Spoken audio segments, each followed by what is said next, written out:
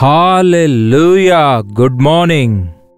ಮತ್ತೊಂದು ಶ್ರೇಷ್ಠವಾದ ದಿನದಲ್ಲಿ ನಮ್ಮ ಯೇಸು ಕ್ರಿಸ್ತನ ವಾಕ್ಯ ಧ್ಯಾನಿಸಲು ಅನುದಿನದ ಈ ಧ್ಯಾನ ಪ್ರತಿದಿನ ಬೆಳಿಗ್ಗೆ 7 ಗಂಟೆಗೆ ನಿಮ್ಮ ಬಳಿಗೆ ತರ್ತಿದ್ದೇವೆ. ಬನ್ನಿ ಚಿಕ್ಕ ಪ್ರಾರ್ಥನೆ ಮಾಡೋಣ. ಪರಿಶುದ್ಧ ದೇವರೇ, ಮತ್ತೊಂದು ಸಾರಿ ಈ ದಿನ ನಮಗೆ ಅವಶ್ಯಕವಾಗಿರುವ ನಮ್ಮ ಬದುಕಿನಲ್ಲಿ ನಾವು ಕಲಿಯಬೇಕಾದಂತಹ ನಿಮ್ಮ ಮಾತುಗಳನ್ನು ದೇವರೇ ನಮಗನುಗ್ರಹಿಸಿ ಈ ಲೋಕದಲ್ಲಿ ಯಥಾರ್ಥವಂತರಾಗಿ ಜೀವಿಸಿ ನೀವು ಆಶಿಸಿದ ಸ್ಥಾನದಲ್ಲಿ ಬದುಕಲು ನಮ್ಮೆಲ್ಲರಿಗೂ ಸಹಾಯ ಮಾಡಿರೆಂದು ಕ್ರಿಸ್ತನ ನಾಮದಲ್ಲಿ ಬೇಡುತ್ತೇನೆ ತಂದೆಯೇ, ಆಮೇನ್. ದೇವರಿಗೆ ಸ್ತೋತ್ರ. ಚೆನ್ನಾಗಿದ್ದೀರಾ? ಸಂತೋಷಕರವಾಗಿದ್ದೀರಾ? ಸಮಾಧಾನಕರವಾಗಿದ್ದೀರಾ? ಪರಿಸ್ಥಿತಿಗಳು ಮಾರ್ಪಡುತ್ತಲೇ ಇವೆ. ಆದರೆ ಎಲ್ಲಿ ನೋಡಿದರೂ ಕೂಡ ನಾವು ವಿಪರೀತವಾದ ವಿಷಯಗಳನ್ನು ಕೇಳ್ತಿದ್ದೇವೆ. ಪ್ರಮಾದಗಳ ಕುರಿತು ಕೇಳ್ತಿದ್ದೇವೆ, ಮರಣಗಳ ಕುರಿತು ಕೇಳ್ತಿದ್ದೇವೆ, ಅಕ್ರಮ ಕಾರ್ಯಗಳ ಕುರಿತು ಕೇಳ್ತಿದ್ದೇವೆ. ಮನುಷ್ಯನು ಎಷ್ಟು ಹೀನ ಸ್ಥಿತಿಗೆ ಬಿದ್ದು ಹೋಗ್ತಿದ್ದಾನೆಂದು ಎಂಬ ಕಥೆಗಳ ಮೂಲಕ ಈ ದಿನ ಬ್ರೇಕಿಂಗ್ ನ್ಯೂಸ್ಗಳು ನ್ಯೂಸ್ ಪೇಪರ್ನಲ್ಲೆಲ್ಲ ತುಂಬಿಕೊಳ್ತಿವೆ. ದೇವರೇ ಮನುಷ್ಯನನ್ನು ಉಂಟು ಮಾಡಿದ್ದಾರೆ, ನಮ್ಮನ್ನು ಆತನೇ ಉಂಟು ಮಾಡಿದ್ದಾರೆ. ಒಪ್ಪಿಕೊಳ್ತಿರಲ್ಲವೇ?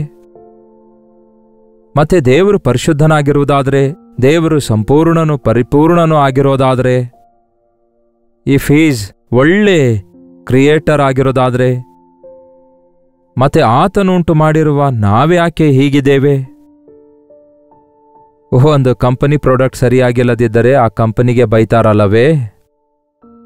ಹಾಗೆಯೇ ದೇವರು ನಮ್ಮನ್ನು ಉಂಟು ಮಾಡಿದಾಗ ನಮ್ಮನ್ನು ಸರಿಯಾಗಿ ಉಂಟು ಮಾಡಲಿಲ್ಲವೋ ಎಂದು ಬಹಳಷ್ಟು ಜನ ಅಂದುಕೊಳ್ತಿರ್ತಾರೆ. ದೇವರೇ ನಿನಗೆ ಹಾಗುಂಟು ಮಾಡಿದ್ದಾರೆ, ನನಗೇನ್ ಮಾಡನ್ನುತ್ತೀರಿ? ಒಬ್ಬನು ಹೇಳ್ತಾನೆ, ದೇವರು ದುಡ್ಡು ಕೊಟ್ಟಿದ್ದಕ್ಕೆ ಕುಡಿಯುತ್ತೇನೆ ಅನ್ನುತ್ತಾನೆ. ಇಲ್ಲವಾದ್ರೆ ಎಲ್ಲಿ ಕುಡಿಯಲಿಕ್ಕಾಗತ್ತೆ? ದೇವರೇ ನನ್ನ ಸಾವನ್ನು ಬರೆದಿಟ್ಟಿದ್ದಾರೆ, ದೇವರೇ ನನಗೆ ಇಂತಹ ಬಾಧೆಗಳು ಬರುವಂತೆ ಮಾಡಿದ್ದಾರೆ, ನನ್ನ ಹಣೆ ಬರ ಇಷ್ಟೇ ಎಂದು ಹೇಳ್ತಿರ್ತಾರೆ. ಮಾರ್ಪಡಿಸುವಂತ ಹೇಳ್ರಿ. ದೇವರಿರೋದಾದ್ರೆ ನಾನು ಬೇಡ ಅಂದಿದ್ದೇನಾ? ನಾನು ಒಳ್ಳೆಯವನಾಗಿರಬೇಕೆಂದು ಆಶಿಸ್ತಾ ಇದ್ದೇನೆ, ಆದರೆ ಕೈಲಾಗ್ತಾ ಇಲ್ವಲ್ಲ. ಮತ್ತೆ ದೇವರಿಗೆ ಮಾರ್ಪಡಿಸುವಂತ ಹೇಳಿ ಎನ್ನುವ ರೀತಿಯಲ್ಲಿ ಕೆಲವರು ಮಾತಾಡ್ತಿರ್ತಾರೆ.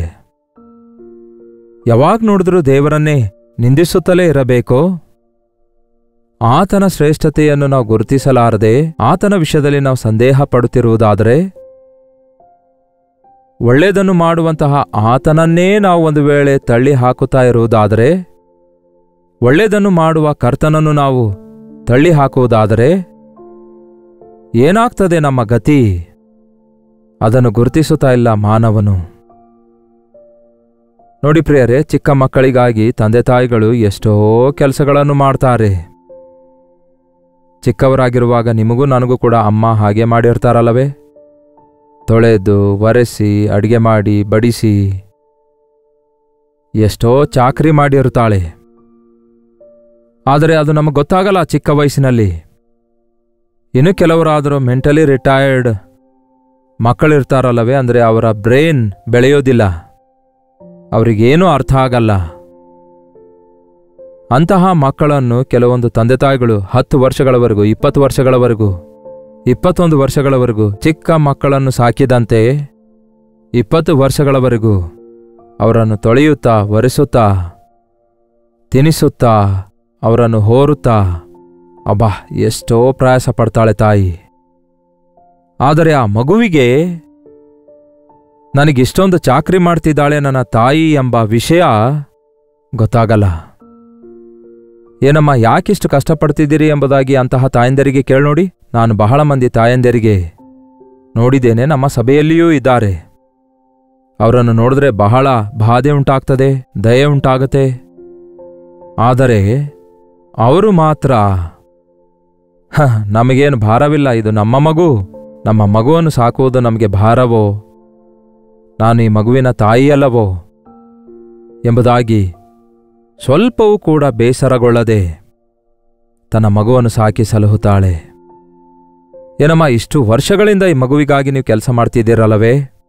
ನಿಮ್ಮ ಆಸೆ ಏನೆಂದು ಕೇಳಿದಾಗ ಒಬ್ಬ ತಾಯಿ ಹೇಳಿದಳಂತೆ, ನಾನು ಈ ಮಗುವಿನ ತಾಯಿ ಎಂದು ಇಷ್ಟೊಂದು ಪ್ರೀತಿ ಮಾಡಿ ಇಷ್ಟೊಂದು ಈ ಮಗುವನ್ನು ಪರಾಂಬರಿಸುತ್ತಿದ್ದೇನೆ ಎಂದು ಆ ಮಗು ಒಂದು ಸಾರಿ ಗುರುತಿಸುವ ಹಾಗೆ ಆ ಮಗು ತಿಳಿದುಕೊಂಡು, ಅಮ್ಮ ಎಷ್ಟು ಕಷ್ಟಪಟ್ಟಿದ್ದಿ ನನಗೋಸ್ಕರ ಎಂದು ಒಂದು ಮಾತನ್ನುವುದಾದ್ರೆ ನನ್ನ ಕಷ್ಟವೆಲ್ಲ ತೀರಿ ಹೋಗ್ತದೆ ಎಂದು ಹೇಳಿದಾಳೆ. ಈ ದಿನ ಬಹಳಷ್ಟು ಜನ ದೇವರ ಮಕ್ಕಳಾಗಿ ನಾವು ಹೀಗೆಯೇ ಇದ್ದೇವೆ. ನಾವು ಹುಟ್ಟಿದಂದಿನಿಂದ ತಾಯಿಯ ಮಡಿಲಿಗೆ ಸೇರಿದ ದಿನದಿಂದ ಈ ದಿನದವರೆಗೂ ದೇವರು ನಮಗೆ ಎಷ್ಟು ಮೇಲು ಮಾಡ್ತಿದ್ದಾರೆ ಎನ್ನುವಂಥದ್ದು ಗುರುತಿಸ್ಲಿಕ್ಕಾಗುತ್ತಾ ಇಲ್ಲ.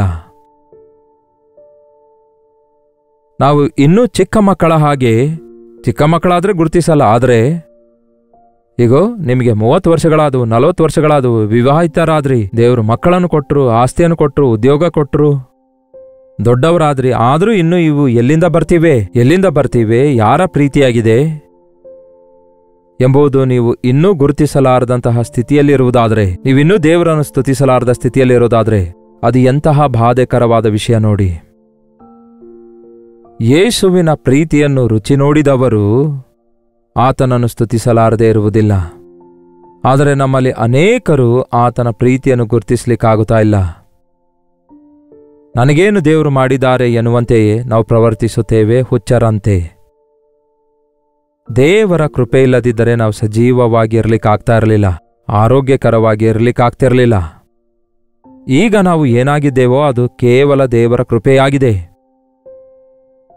ಹಾಗಾದರೆ ನಮಗೆ ಕಷ್ಟಗಳು ಯಾರು ಕೊಟ್ಟಿದ್ದಾರೆ? ಈ ಶ್ರಮೆಗಳು ಎಲ್ಲಿಂದ ಬಂದವು? ನಮಗೆ ಯಾಕೆ ಈ ಬಾಧೆಗಳು ಎಂದು ಕೇಳ್ತಾರಲ್ಲವೇ?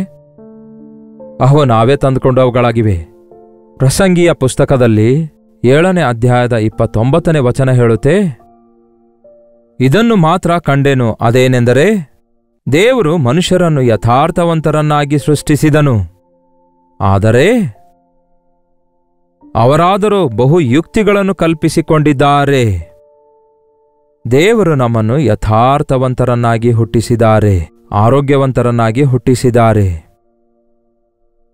ದೇವರು ನಮ್ಮನ್ನು ಸೃಷ್ಟಿಸಿದಾಗ, ಮಾನವರನ್ನು ಸೃಷ್ಟಿಸಿದಾಗ ಇದು ಒಳ್ಳೆಯದಾಗಿದೆ ಎಂಬುದಾಗಿ ದೇವರು ಗುರುತಿಸಿದ್ದಾರೆ. ಯಾವುದೊಂದು ಕೂಡ ಆತನ ಸೃಷ್ಟಿಯಲ್ಲಿ ಲೋಪವಿಲ್ಲದಾಗಿದೆ. ನಮ್ಮನ್ನು ದೇವರು ಸೃಷ್ಟಿಸುವಾಗ ನಮ್ಮ ಅವಯವಗಳನ್ನೆಲ್ಲ ಸೃಷ್ಟಿಸುವ ವಿಷಯದಲ್ಲಿ, ನಮ್ಮ ಅಂತರಂಗ ಸೃಷ್ಟಿಸುವ ವಿಷಯದಲ್ಲಿ ನಮ್ಮನ್ನು ಯಥಾರ್ಥವಂತರನ್ನಾಗಿ, ದೈವ ಗುಣವುಳ್ಳವರನ್ನಾಗಿ, ದೇವರ ಹೋಲಿಕೆಯ ಪ್ರಕಾರ ನಮ್ಮನ್ನು ಸೃಷ್ಟಿಸಿದ್ದಾರೆ. ಮತ್ತ್ಯಾಕೆ ಹೀಗಿದ್ದೇವೆ ನಾವು? ಯಾಕೆ ಮನುಷ್ಯ ಹೀಗಿರ್ತಿದ್ದಾನೆ? ಅವರು ವಿವಿಧವಾದ ತಂತ್ರಗಳನ್ನು ಕಲ್ಪಿಸಿಕೊಳ್ತಿದ್ದಾರೆ. ಇಂಗ್ಲಿಷ್ ಬೈಬಲ್ ಹೇಳ್ತದೆ, ಅವರು ಇನ್ನೂ ಹೀನ ಸ್ಥಿತಿಗೆ ಬಿದ್ದು ಹೋಗ್ತಿದ್ದಾರೆ ಎಂದು ಹೇಳುತ್ತೆ. ನೆಪೋಲಿಯನ್ ಚಕ್ರವರ್ತಿಗೆ ಮಗನು ಹುಟ್ಟಿದ ದಿನದಂದು ಆ ತಂದೆ ತನ್ನ ಮಗನಿಗೆ ಕರೆದು, ಮಗನೇ, ಈ ದಿನ ನಿನ್ನ ಹುಟ್ಟಿನ ದಿನವಾಗಿದೆ, ಏನ್ ಬೇಕು ಕೇಳು ಕೊಡಿಸ್ತೇನೆ ಅಂದಾಗ, ಏನ್ ಬೇಕು ಕೇಳು ಎಂದು ಹೇಳಿದಾಗ ಆ ಚಿಕ್ಕ ಹುಡುಗನು ಹೇಳ್ತಾನಂತೆ, 7 ವರ್ಷ 6-7 ವರ್ಷ ಇದ್ದ ಹುಡುಗನು, ಅಪ್ಪ, ನಾನು ಕೆಸರಿನಲ್ಲಿ ಆಟ ಆಡಬೇಕು ಅಂತ ಹೇಳ್ದನಂತೆ. ಏನಂತೆ? ಅಷ್ಟು ದೊಡ್ಡ ರಾಜಕುಮಾರನು ಕೋರಿಕೊಂಡದ್ದೇನೆಂದರೆ ಕೆಸರಲ್ಲಿ ಆಟ ಆಡಬೇಕಂತೆ. ದೇವರು ನಮ್ಮನ್ನು ಪರಿಶುದ್ಧರನ್ನಾಗಿ ಉಂಟು ಮಾಡಿ, ದೇವರು ನಮ್ಮನ್ನು ತನ್ನ ಗುಣಗಾಣಗಳಂತೆ ಸೃಷ್ಟಿಸಿ, ದೇವರು ನಮ್ಮನ್ನು ತನ್ನ ಹಾಗೆ ಬದುಕಬೇಕೆಂದು ಆತನಲ್ಲಿ ನಂಬಿಕೆಯಿಟ್ಟು ಆತನಿಗಿಂತಲೂ ದೊಡ್ಡ ಕಾರ್ಯಗಳು ಮಾಡುವವರು ಈ ಲೋಕದಲ್ಲಿ ಯಾರೂ ಇಲ್ಲ ಎಂದು ನಂಬಿ ದೇವರ ಪ್ರಣಾಳಿಕೆಯಲ್ಲಿ ನಾವು ಇರುವುದರ ಬದಲಿಗೆ ನಮಗೆ ಕೆಸರೇ ಚೆನ್ನಾಗಿದೆ, ನಮಗೆ ಮಣ್ಣೇ ಚೆನ್ನಾಗಿದೆ,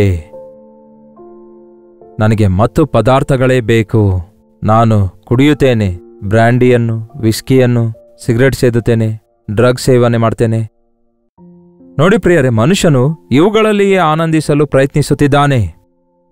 ಪಬ್ಬುಗಳು, ಕ್ಲಬ್ಗಳು, ಇನ್ನೇನೋ ಹೊಸದು ಬಂದಿವೆ ಅಂತೆ. ಅಸಭ್ಯಕರವಾದ ನಾಟ್ಯಗಳು, ಕುಡುಕುತನ, ಮತ್ತುಗಳು, ಸಂಬಂಧ ಏನೆಂದು ನೋಡದಂತೆ ಸ್ತ್ರೀಯರು ಪುರುಷರು ಇಷ್ಟ ಬಂದಂತೆ ಕೀಳ್ಮಟ್ಟಕ್ಕೆ ಬಿದ್ದೋಗುವ ಪರಿಸ್ಥಿತಿ ನೋಡ್ತಿದ್ದೇವೆ.